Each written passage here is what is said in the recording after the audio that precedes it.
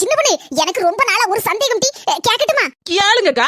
ஏடி, உன் மாமியாரியையும் நாத்தனாரியும் எப்படி உன் கைக்குள்ள வச்சிருக்க?